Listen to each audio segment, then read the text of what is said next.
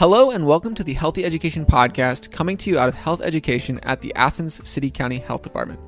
I'm your host, Ward Bryson, the ComCore member serving with the Health Education Department this year, and I am supported by Logan Lambert behind the scenes, our sound tech, who is a ComCore member serving at Nelsonville York Schools. The goal of this podcast is to sit down and have a conversation with people who are working and serving in Athens County in order to get a better understanding of the contributions that they make to the community and how those contributions bring us towards healthier futures. This podcast is based out of the Health Education Division at Athens City County Health Department, which works to make the health choice the easy choice through policy, system, and environmental changes.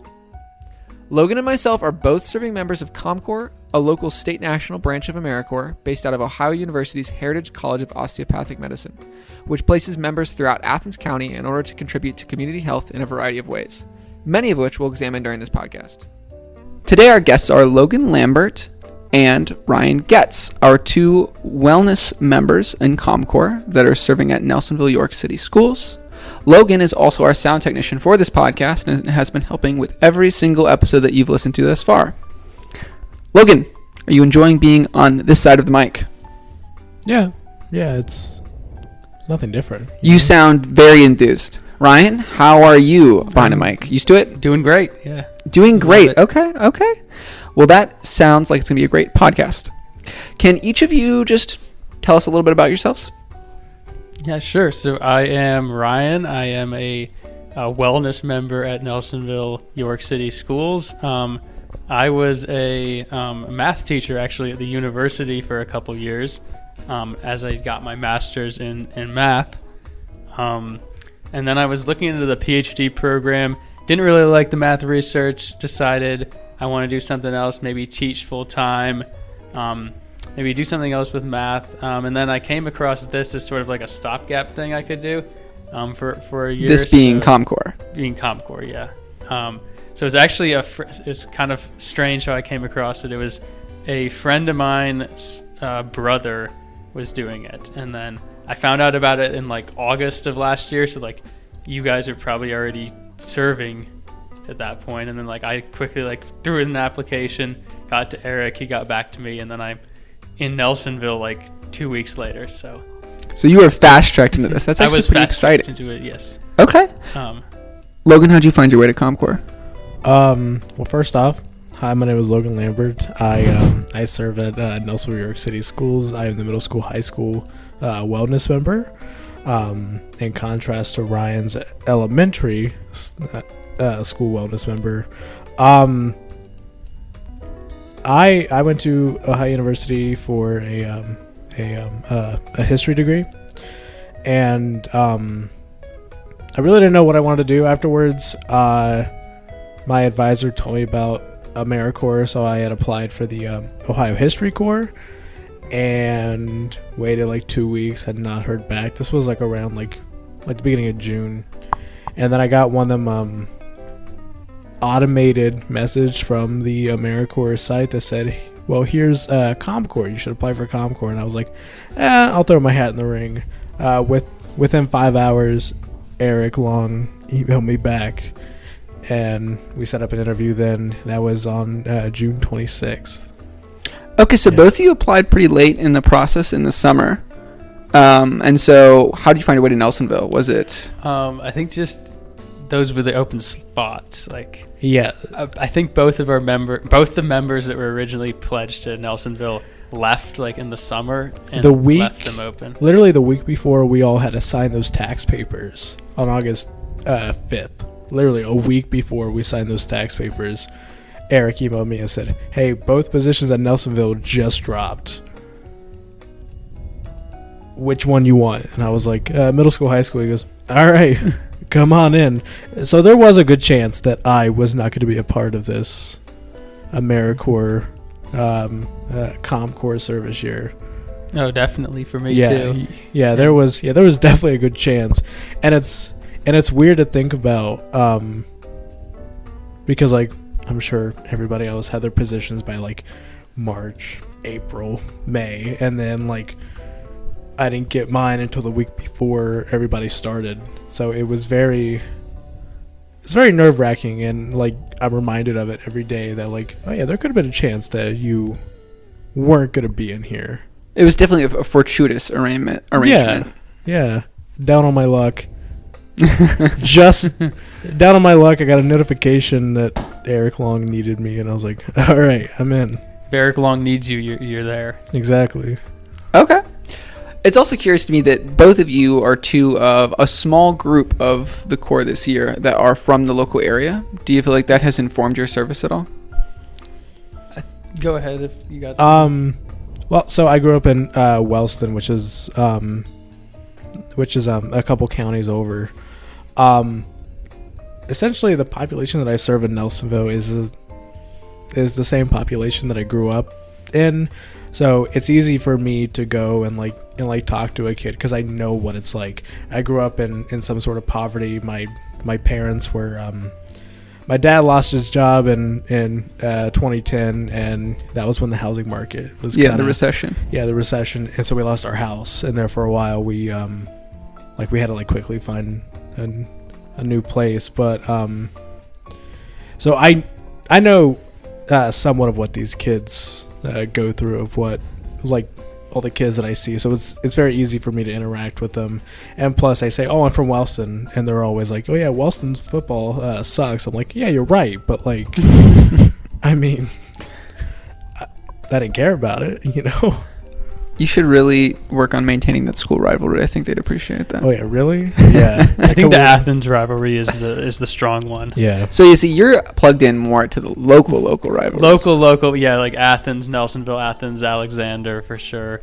Yeah, and I guess for me, just answering the question you asked Logan as well, like, so I didn't grow up in any poverty per se. I grew up in the city of Athens, but I did do like food pantries throughout high school, so I would interact with families and kids that needed food, that were food insecure, and then also just I think the knowledge of like knowing that Athens County is very different from OU, and like I went to OU, so like I grew up around a lot of like professors kids, like the not wealthy area, but sort of the college town, ethos of the place. Wealthier than the outlying areas, for sure. Yeah, and then for sure. And then there's a real dichotomy with the more rural areas around Nelsonville and such. So just having that in the back of your head whenever you're serving your constituents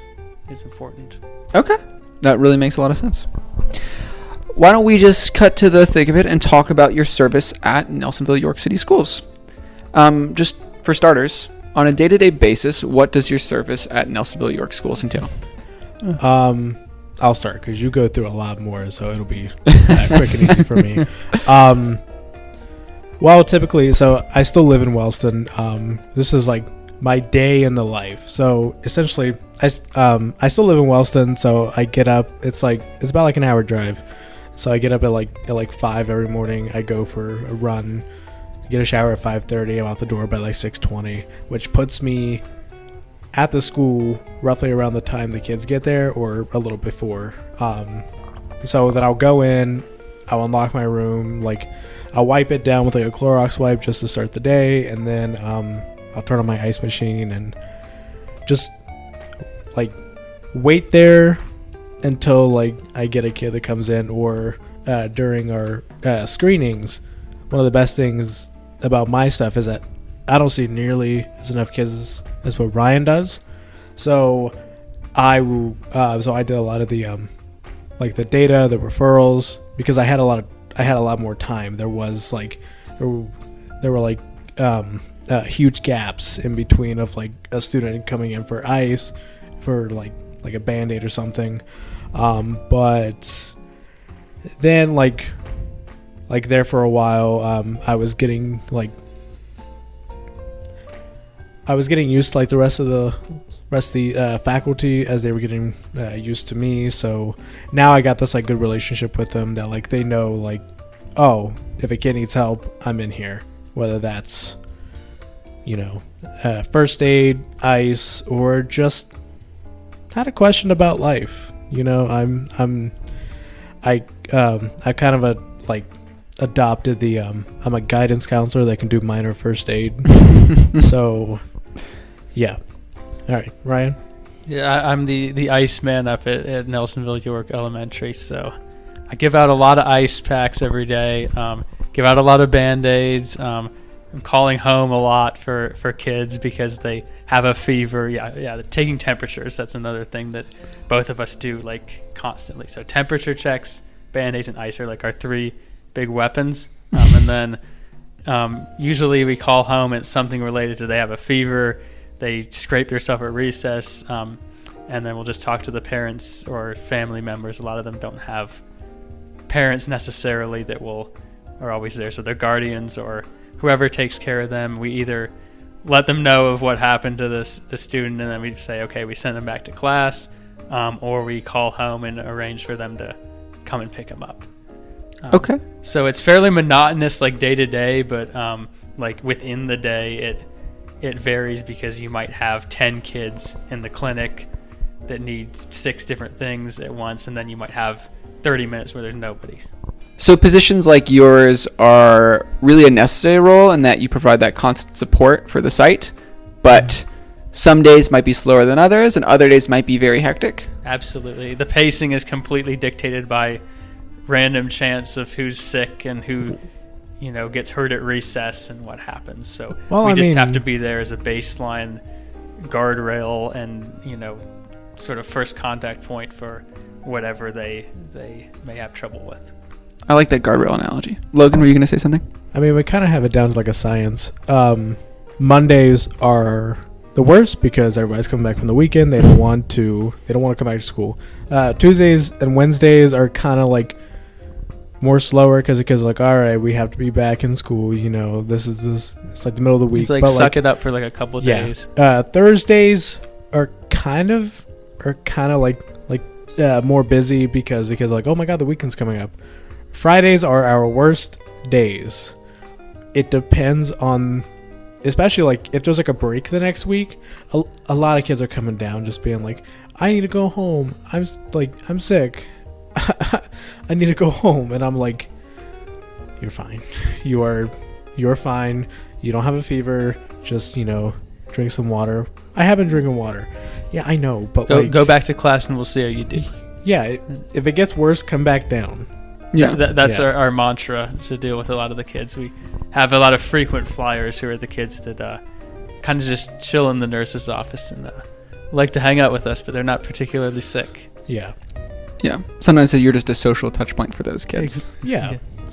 I understand. You both have touched on this a little bit, but could you speak more on how, through your role, you relate to the different demographics of the site? So the teachers or the administrators or your immediate supervisors or the students themselves. What are you doing for each of those groups in your role? Well, for the students, we're just kind of being, like you said, a social point. Just like a lot of kids coming in and talking to us.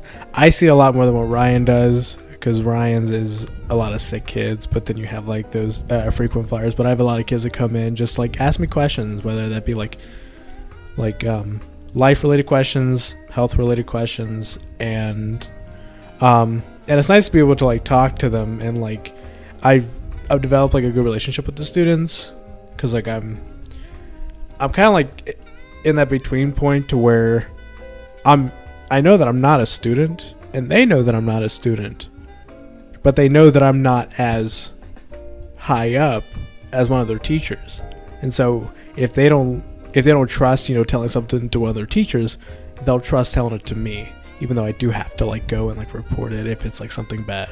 Mm-hmm. And like, typically like when they come in to tell me stories, I always start off, one of my old high school teachers that like I model myself off of, she would always say like when we would come in to like tell her story, she would always say, is this something that I have to like report to the higher ups? And if it's a no, then it's like, okay, yeah, go and tell us. But if it's a yes, then especially me in my position, I'll be like, okay, well then I'm not the best person to tell this to. Maybe go talk to like at least the principal or Chris, the vice principal, or maybe even Alice, the secretary. So when it comes to the teachers, I started out as an education major at OU, and so it's nice to be like in the schools, and because that's what I wanted to do. I wanted to teach, and so it's nice to be like in the schools and like getting the chance to like talk to the teachers, seeing how they interact, and then that goes the same for like the faculty too. It's just a lot of it is me meeting the students' needs that the teachers and the faculty can't. Okay, that makes sense. Yeah, and I say with the parents, I communicate a lot with the parents because of all the kids who, I need to call about their situation, and just sort of being an intermediary between them, and like, they can call the office, I'll answer the phone, and try to keep track of who's who with the students. I'm terrible with remembering their names, but I do the best I can, and that's sort of the interactions with the teachers. Administration is also just sort of like whatever they might need. Sometimes teachers and administrators will bring students to us and explain what's wrong if they're a 4-year-old preschooler who hit their head and they're not able to explain what's going on. Just communicating with the teachers and administrators to make sure they know I understand what went on and how to communicate that properly to the parents. And something I've realized that's important, I just want to throw in there when I'm calling a parent or a guardian is, you want to say, this is the nurse's office at Nelsonville, York. It's not an emergency, unless it is an emergency. But in general, it's not, because otherwise they get a call from the school. They're going to be freaking out, and they freak out loud to you. And you want to check that worry a little bit at the door. Yeah. Exactly. You want to be level-headed and project control over the situation, which we do have control over the situation. We're not just projecting it. Kind of changing tack to the emotional side of things. Have you felt that you've made, you go in day out, do you feel like you make an impact, a positive impact on the lives of the kids that you're serving with? Absolutely. Yeah. I would say, I think I see a lot of kids in the hallway when I'm walking. They line up to go to the bus, and I leave to try to beat the buses. So as I'm going by, sometimes there'll be kids that'll come up and give me a hug. Sometimes kids will give me a fist bump or a high five, or just wave at me. It's like they know me, and they're like happy to see me, which kind of touches my heart, because I feel like I've really made a connection just like very gradually over the months with like seeing them from time to time. Yeah, you're able to be a positive role model for exactly kids. And you work with really young kids too, so there are kids that are like 5 years old, and like we're right next to the elementary classrooms, like the kindergarten little kid classrooms, so it's really cool to see them day in, day out, and like see that the connection's been positive, as you say. Logan, do the older kids appreciate you nearly as much? Not as much, but they I know they care. Okay. They're not giving you hugs. Yeah. No, that'd be weird. Yeah, but no, they'll come in, they'll give me a high five and like a fist bump or whatever, but it's nothing like, oh, Mr. Logan. It's like, different dynamic. Logan, but you're still that positive touch point. Yes, you can provide life advice, like you said earlier. I get it. They're older. That makes sense. Yeah, there's a real difference in how you, because sometimes if Logan's up helping with me in the clinic, or if he has to miss for whatever reason, like the middle school, high school kids will come up to me, so I deal with them some as well, and with immunization records and screenings and such. Yeah, we'll do it, and there's definitely like a difference in approach to just communicating with kids that are 5 versus 10 versus 18. Mm-hmm. And it's sort of a skill that we've been honing throughout the time, and I think Logan's kind of the same way in the reverse. Yeah, it's like in the high school, I know how to talk to those kids. They want to be talked to like an adult. They don't want to be talked to like they're a kid.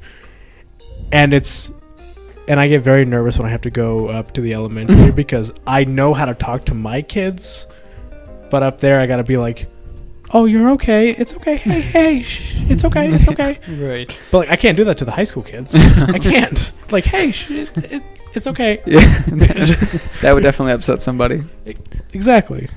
So it sounds like the two of you have worked together in different capacities. Do you work together closely often in your positions? Yeah, definitely. A lot. It's just kind of seasonal. Like, just depends on what project is happening at the school. So, like, I think Logan mentioned all the screenings that like took forever. That was a complete gauntlet we went through in October, and then again in January. So we're doing like hearing and vision screenings for it was like every alternate grade, so like 1st, 3rd, 5th up through 11th, plus like any kids with IEPs, we would have to screen them. So that was like hundreds of kids. Wow. And so like I think I was the vision guy. Logan did the hearing. Yeah, there was one day, it was one of Ryan's first days. Like he was really thrown into the screenings, and we went from 8 a.m. to 3 nonstop, and we didn't even get through a quarter of them. Oh my gosh. Yeah, so it was a lot of, okay, well, this kid's absent. Okay, let's try again this day. Oh my God, we're busy this day, we can't do it, but this kid's here. We'll do it tomorrow.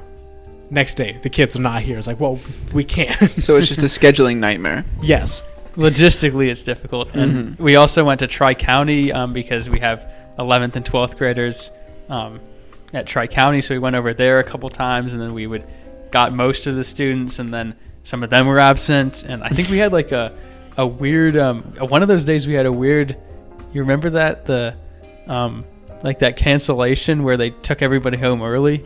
Oh, yeah. So we had to go back another day. Yeah, we got there, and well, first off, the hearing machine didn't work, so I had to run all the way back to the school. When I got to the school, it was completely dark, and I was like, what's going on in here? Well, the power had went out, and they were like, well, if we can't get it back on by 9, we're sending all the kids home. This was like 8:15, and we're like, okay. And so then I go back and I go, Ryan, the power's out. We might get to have like an early day. And he's like, no, probably not. And then we got the all call that we are having an early day. And so at 9, all the Nelsonville York bus riders had to leave, which was the majority of the people that we needed to screen that day. Oh. So we try to get through most of them. But really and truly, that like hiccup with the hearing machine, really, like, it was, the universe would not let us complete them in a timely manner. Like, I think we finally got done around March, or like, we did a screening today. Yeah, we did a screening today. But now it's for, now it's for like special requests. Like, okay. If one of the speech therapists needs to see an updated vision or hearing, she'll send them down and have Ryan and I do them, like, right then and there. So now it's just like on request, but like overall we're done. Okay. So we've got an idea of the kind of day-to-day wellness support you provide and all the screenings you help with, but there's also more specialized programs that happen in Nelsonville. On our podcast, Logan was there for this. We had Maddie Butina of Live Healthy Appalachia come through and talk about the Live Healthy Kids program. Both of you are facilitators in Nelsonville for that. Can you speak to your experience there? Yeah.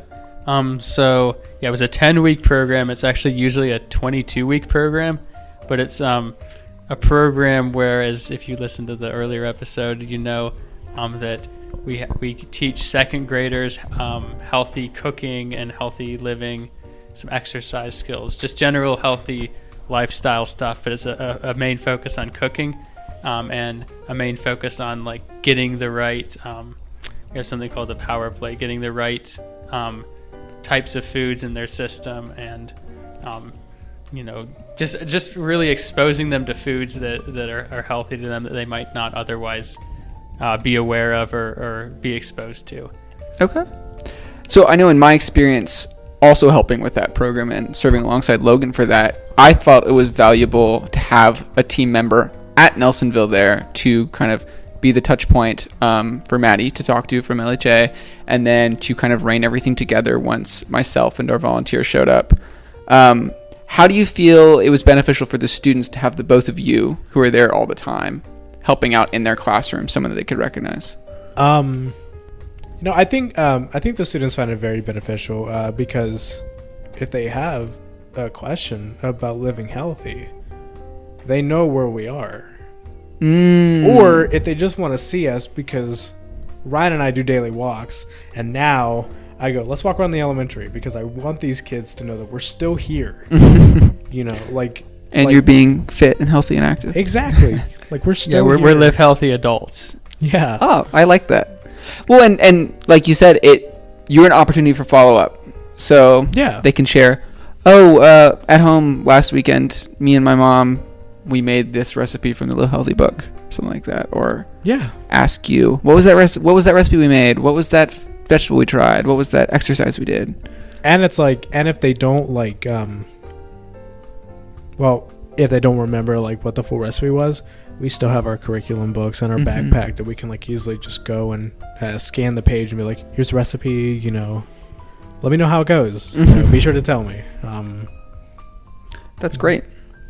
Are there any other programs that have been launched maybe through Rural Action or through Children's Services at Nelsonville that you all have helped with? Yeah, back in the fall we helped with Apple Crunch Day, which is a program that aims to provide all the schools in the region with enough apples so that every student can have one for free sometime throughout the day. So we worked with Rural Action to distribute the apples throughout that day. We went to the cafeteria and just sort of handed them out, and then later went to the elementary classrooms and handed them out as kind of like snack gift bags for the kids. So that was a lot of fun. That was something we did back in the fall, October, I think. Okay. Yeah. Another thing that I did that was sort of unofficially, it was more of an unofficial program, is I've just been helping pack food for kind of like a mini food drive with the Athens Children's Services member, who is sort of partly works at Nelsonville, partly serves at Athens City Schools, and he just this last week I helped him pack like 100 bags for kids who needed to take them home on the weekly basis because they might not have access to enough food. So I have helped with that before. We've also helped with some hygiene assistance through the Athens cities, through that connection. It's like there's these two kids who they don't have access to showers, I think, at home. So we take them down and we provide them with sort of the clothing and the soap and shampoo, and along with the children's service coordinator, we allow them to take free showers, take showers down at in the locker room, and then make sure to clean their clothes and make sure they're good for day to day. Okay. So you're doing a lot of programs, tapping into a lot of other people, a lot of other talent, make sure things get moving in Nelsonville. You also step off-site in your ComCore roles and help out. I think a lot of people recognize that the school members, because you have the earlier schedule and you can end early in the day, it's easier for you to step away later in the day to help out. Most obviously, Logan helps me out with these podcasts, which we record usually around 3 p.m. throughout the week. And that's just because it's after school ends. Can you speak to any other experiences you have jumping over to other ComCore sites and just supporting health in broader Athens County? My favorite one is the CPA, the Chester Hill Produce Auction. So it's basically just an auction where farmers from around the region can sell their crops, their woodworking, their baked goods, and so on. And that's through Rural Action. The member at Rural Action, is in charge of helping get that set up, and all the ins and outs of the logistics of that. So in the summer months especially, I'm going to be doing more of that because they need a lot of hands because of all the produce they're going to have. But I've been out there in the fall when it was busier too. I've actually been out there through LHK At one point, we had a LHK day out at the CPA. I know that's a lot of acronyms, but we will. I think we'll have the. You'll probably talk to the member at the CPA later, but that's sort of it's basically an auction. Okay. So I like that a lot. Logan, any comments on other service you've done? I'm pretty much a if you need me, I will be there unless there's another thing in my way. Like primarily I do this podcast, but right now we're recording this at Sojourners Resiliency Center. This is typically where I go after school on some days, just to help out with like sometimes like with programming. I helped build like a rollable wardrobe the other day. That was fun, just to do something. But I'm pretty much if you need me and it's not during the school day and I don't have anything else to do, I will be there. Yeah, and I can vouch for that. You will jump around to any site, do whatever's asked. You are definitely the workhorse of the Corps. Well, I think that covers kind of the breadth of what we wanted to know about how your positions function. And thank you to our listeners for tuning in. We hope you enjoyed today's episode. We will catch you next week with a couple of guests from CFI.